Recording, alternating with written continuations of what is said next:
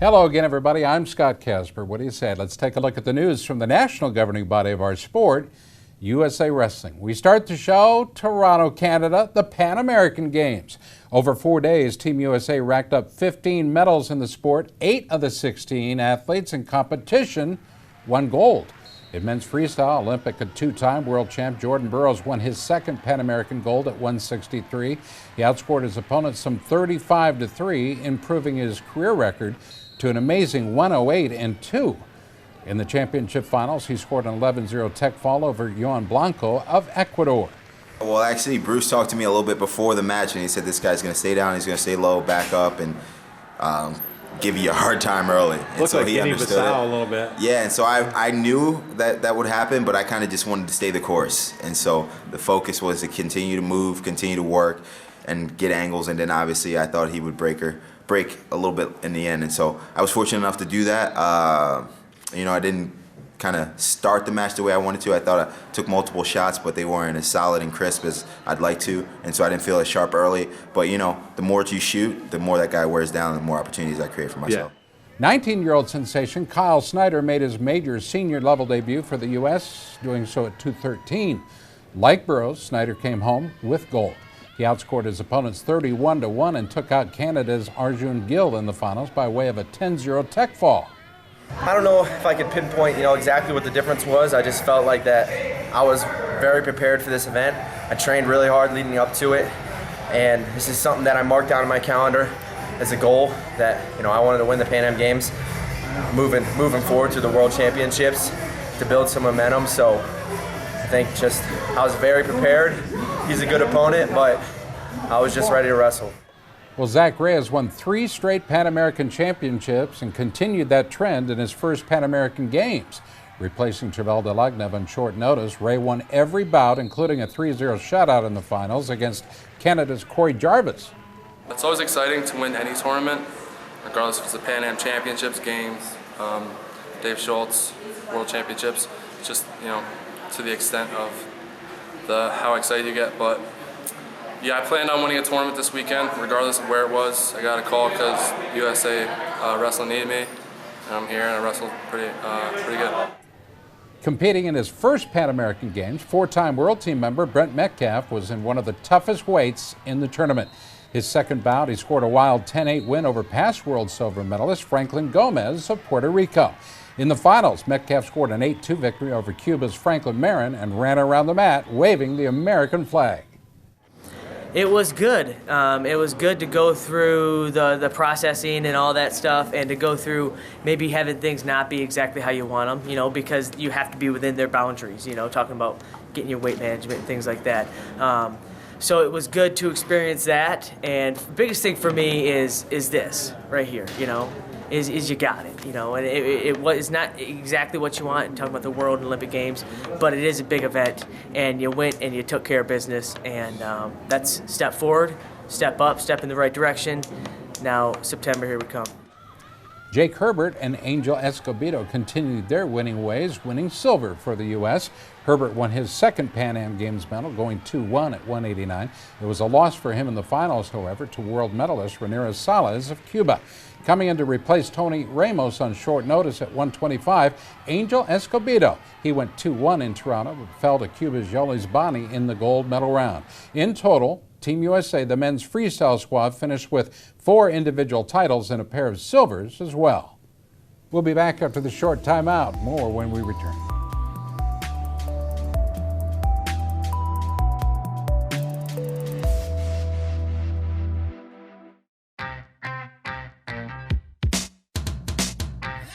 ASICS has been there. They've been the lifeblood of the sport. It's been a long time, and they've been at the top of the game every year, forever.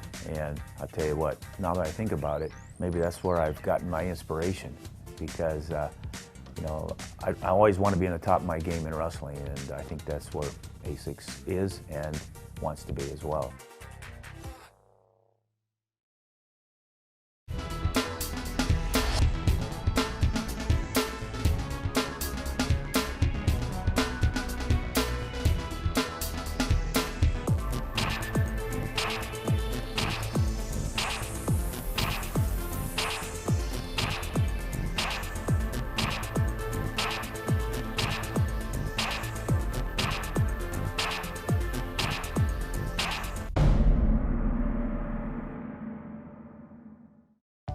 Hi, I'm Wayne Boyd, Director of Operations and Development for Titan Mercury Wrestling Club. The club was founded to help wrestling worldwide, especially at our senior level, of course at the collegiate level, and the high school level. But the most important level for Titan Mercury Wrestling Club is the kids level.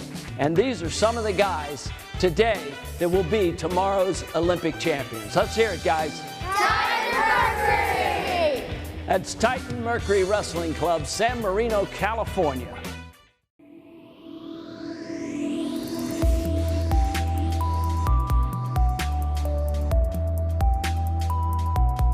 Well, the Greco-Roman team also had 6 athletes at the games and finished with 5 medals, including 2 gold. The U.S. won the medal count of the Pan Am Games Greco-Roman competition for the first time since 1975. That's the first year Greco was included in the games. Leading the team, 2014 world bronze medalist Andy Basic at 163. Basic hit a gut wrench, a 4-point lift, and another gut wrench for an 8-0 tech fall in the finals against Panama's Alves Almendra. That's a good mark that, I still got a lot of different tricks on top. So trying to find different lifts, different turns. I was able to push the pace once again on my feet, but I felt like I was doing it better than in the past. So it felt really good. Well, John Anderson put together a stellar run at 187 and scored a 9-0 tech fall in the finals over Venezuela's Quiz Perez. It felt amazing. A lot of hard work, but it felt amazing to be out there, hear the national anthem. I grew up in a family with strong military, patriotic traditions. I'm married into a family of strong military, patriotic traditions. It's just in my blood. And I've served with so many great soldiers and other, fought side by side other great Americans, and being here at Pan American Games, great people, tons of great people and great athletes from all over the world, and we all just come together for a common purpose. And for me, that's representing God and country and my family. Adding a silver medal, 2-time world team member Bryce Sidoris at 145.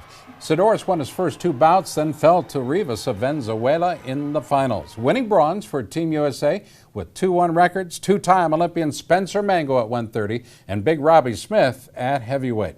Well, the American team had 4 women competing in Canada and finished with 2 individual titles and a medal in every weight. We go to 116. That's first. World team member Whitney Condor.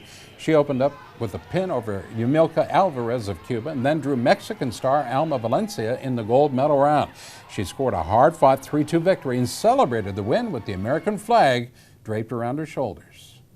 I knew she was definitely a tough opponent, and that she had a good double, and so I just had to keep on her, try to get my ties, and just know what I needed to do and just go after her. You ran around with that flag.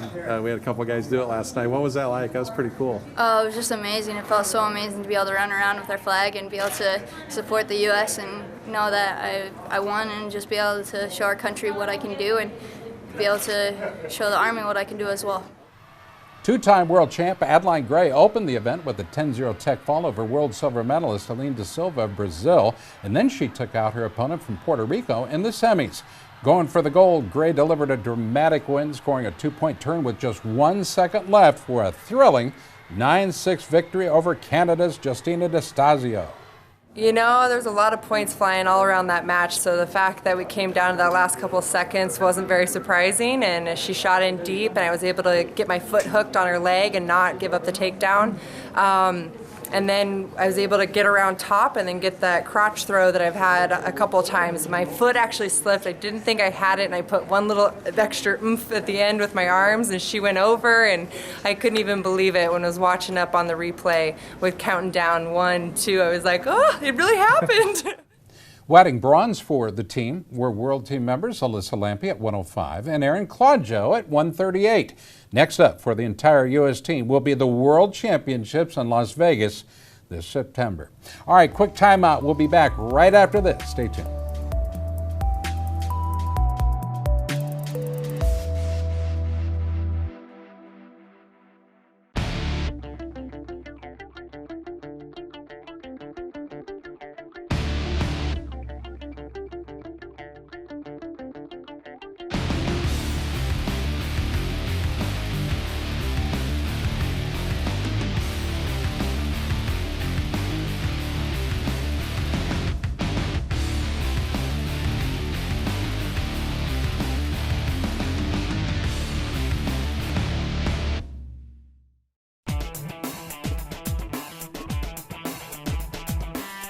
Each season, Liberty Mutual's Responsible Sports Community Grant Program awards $65,000 to youth sports organizations and school sports programs that demonstrate their commitment to responsibility in youth sports. Your organization could be one of our 20 winners this season. It's easy. Simply visit responsiblesports.com and click on the Community Grant Program. Administrators register their organization with the program, then reach out to rally parents, coaches, and team supporters to log on and review either the Responsible Sports Parenting or Responsible Coaching Guide. Then complete the quiz and showcase your mastery of the concepts. Every successfully passed quiz is worth a point that you can credit to your favorite youth sports organization or school sports program. Connect with friends, family, and neighbors to rally more support. The teams and schools with the most points at the end of the grant period win. It's that simple. Watch the leaderboard throughout the grant season, then rally more of your supporters to increase your totals. Liberty Mutual is committed to celebrating and championing youth sports and to financially supporting organizations that demonstrate their commitment to responsible sports. Join the movement and start earning points toward your community grant.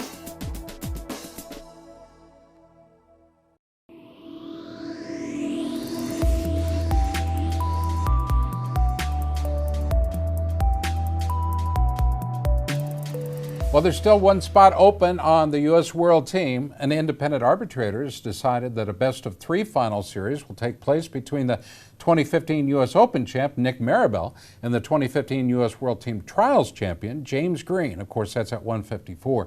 The series will be held Saturday, July 25th in Fargo, North Dakota, right alongside the A6 Vaughn Jr. Freestyle Finals.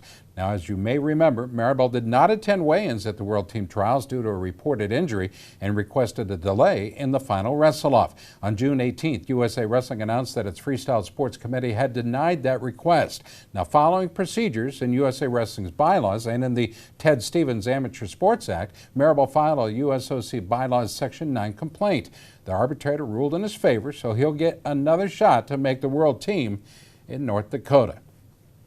Well, speaking of Fargo, and that seems to be on the tongue of every American wrestling fan, the A6 Vaughn Jr. and Cadet Nationals are well underway.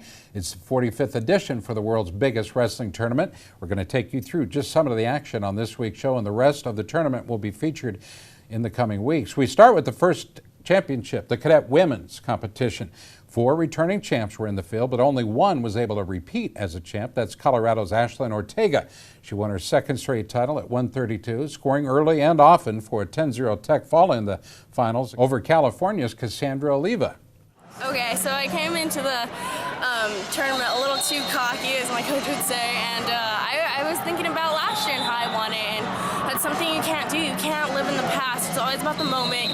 You know, you got to earn for what's yours, you know? So that was a really big learning experience today, so yeah, it's definitely taught me a lot. Well, Colorado also finished with the tournament's outstanding wrestler, Jersey Estrada, at 124. Estrada scored a 4-point hip toss in the second period for a 6-6 criteria victory against Hawaii's Tanaya Alo. I knew that there was like 15 seconds, and it lasted for a lot longer than I thought, so but I'm just glad I won. I've been coming here 2 years and working here and seeing all the girls, and I just feel like when I came, I wanted to win.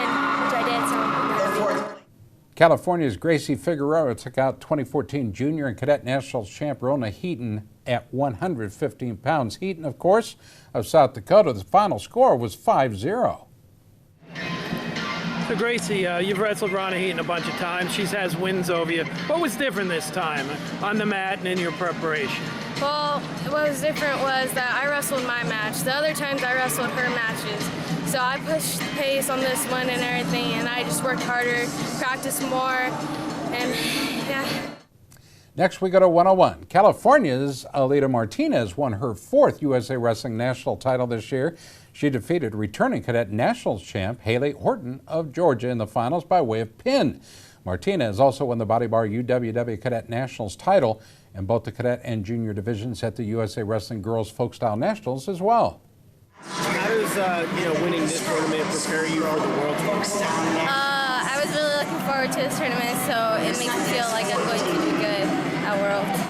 Well, in a finals rematch from last year's Cadet Nationals, Rachel Bridges of Texas pinned 2014 Cadet Nationals champ Emily Huerta of North Dakota at 198.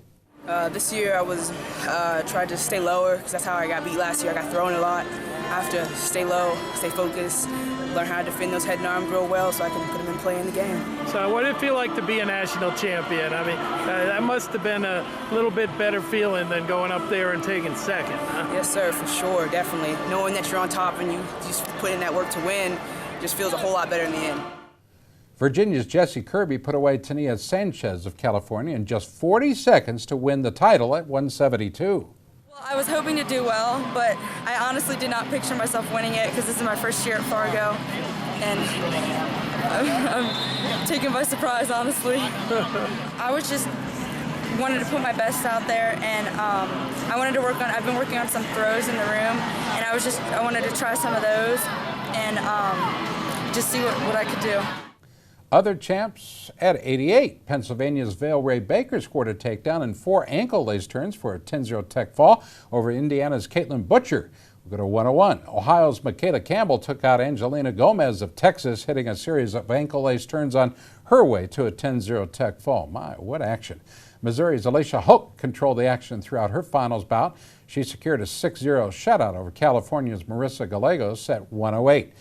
Paige Amy of Michigan beat Body Bar UWW Cadet Nationals runner-up Emily Q of Colorado by way of a 12-0 tech fall at 143. Breaking open a close bout in the second period, it was Abby Lees of Washington scoring the final 4 points for an exciting 9-3 victory over Wisconsin's Sarah Engadal at 154. California repeated as the team champs with 76 points. They were followed by Colorado with 42, and Texas took third with 28. Our news from Fargo continues, but that is after the break. Stay tuned.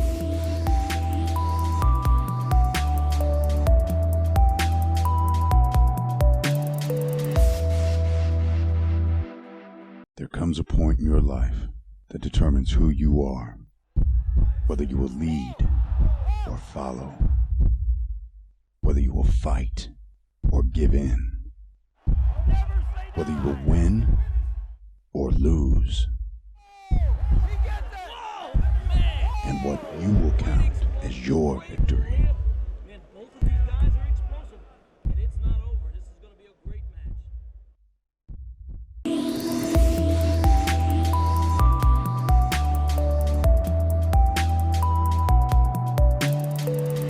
Well, we have 3 cadet wrestlers who moved within 1 step of a coveted USA Wrestling Triple Crown. That, of course, after winning cadet folk style national titles in April. In the finals at 88, Colorado's Moshe Schwartz rolled to a 13-2 win over Idaho's Derek Ramos. So, how's it feel to be a national champion? That doesn't happen very often for a lot of kids. Yeah, it feels great. I'm gonna try to get my championship in freestyle too and get that Triple Crown. Oregon's Travis Whitlake earned a decisive 6-0 victory over New Jersey's Ryan Caroli in the 160-pound finals. Whitlake had won 4 Triple Crowns previously on the kids level. You know, it's definitely a lot different. I came in and I knew what to expect. You know, I went to the World Team Trials here a couple weeks ago, and I walked in and, you know, I wasn't really prepared right. I wasn't mentally prepared. I wasn't, you know, I knew I could compete at that level. And, you know, I'm right there with all those guys, but I came in and I wasn't, I kind of almost overlooked them. You know, I didn't necessarily think that I was going to go out and kill them, but I knew, I mean, I was confident that I could go in and I was going to win that tournament. You know, and my goal was to go to World Championships and stuff, and, you know, I didn't really get what I wanted there, and so I came back home and I refocused, and, you know, I got high-level training working with college coaches, and, you know, they helped me a lot. Indiana's Andrew Davison added a Greco-Roman gold to his folk style title with a 5-3 victory over Pennsylvania's Anthony Walters in the finals at 182. You know, I expect myself to win a lot, but, you know, a lot of hard work is behind that and stuff, but, you know, I know this is the toughest tournament. Guys are training for this all year round, so it's really awesome. It's a great feeling to win this, especially in Greco, because, you know, it's pretty foreign to me still, but I'm getting used to it and I'm loving it, so it's fun. Returning cadet Greco champ Roman Bravo Young rallied back and held off Minnesota's Peyton Robb 8-6 in the finals at 113. Bravo Young won cadet Greco and freestyle titles last year in Fargo. It was a crazy match, a lot of breaks, but I knew I just had to stick on when my coaches at the corner. They're just saying, keep moving your feet, just wrestle. You had a tough match in the quarters where you had to score with like 10 seconds left. Yeah. How hard is it to defend a national title? Everyone's gunning for you, right? Yeah, it's a lot of pressure. Every match is like, feels just like this match, but I just got to keep going, getting used to it. Freestyle cadet world team member Malik Heinzelman of Colorado powered his way to a 10-0 tech fall over Jake Colzer of Kansas in the title round at 94. Well, Greco last year, I was a little lighter and I didn't put things together when I needed to. This year, I got 3 pounds, I'm a little bigger, and I put things together. Colorado crowned a third champ when Colton Schultz scored an 11-0 tech fall over Kane Hutchinson of Kansas. That was in the finals at 220. So Colton, talk about what it took to win this tournament. You pretty much dominated most of your matches. What was the key for you? I just know what I want. I know that I'm the best when I get to when I wrestle my style. If I get there, I'm gonna win. Well, it was an all-Illinois final at 170. Jacob Warner notched a quick 11-0 tech fall over cadet folkstyle nationals champ Jack Jessen. New Jersey's Nick Ramo took charge early and downed Wisconsin's Alston Nutter 10-0 in the championship round at 120. Ramo was also named the outstanding wrestler of the tournament for his performance. Nice job, Nick. So now, what were your expectations? His first time here, coming in. What did you really expect coming into this? I know, it's like one of my first Greco tournaments ever, actually. And it was pretty tough coming in. So like the atmosphere. But I knew if I kept taking it match by match, I could win it. Illinois' Peter Ogunsanya earned an 8-1 win over Wisconsin's Benji Peak in the finals at 100. New Jersey's Andrew Marola got off to a quick start and picked up a 6-5 victory over Minnesota's Mason Hall in the finals at 138. And Missouri's Malik Johnson held off Washington's Riley Gurr in the finals at 106. We go to 132. It was Minnesota's Alexander Lloyd earning a hard-fought 5-4 win over the 2014 Schoolboy Triple Crown winner Brock Hardy. We go to 145. Florida's Anthony Artolona pulled out a wild 13-10 victory over California's Peyton Omata. Max Wollenbaugh made it back-to-back championships for Florida by scoring late in the bout to top Andrew Johnson of Kansas 5-3. That, of course, the gold medal round at 152. Next up, 285 pounds. Nicholas Boykin became the first Tennessee wrestler to win a Cadet Nationals Greco title when he defeated California's Gavin Nye by a 16-6 tech fall. Talk about action. Finally, Maryland's Brady Daniel doubled up Missouri's Jake Boyd in the finals at 195. The score 8-4. Illinois rolled to the Cadet Greco team title while Kansas finished in second. Colorado took third. Well, you've waited for it, so have we. The USA Wrestling Photo of the Week contests are coming in from around the country and are being considered for our USA Wrestler magazine and our Facebook page. This week's pick was taken by top international wrestling photographer John Sachs at the Junior Cadet Nationals in Fargo. It shows California star Randon Miranda competing in the Junior Greco-Roman tournament.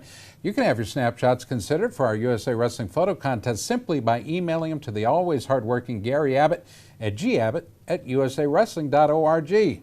Folks, that'll do it for this week's show. From everybody at USA Wrestling and those in Fargo still competing, I'm Scott Casper, and we'll see you next week. Thanks for watching.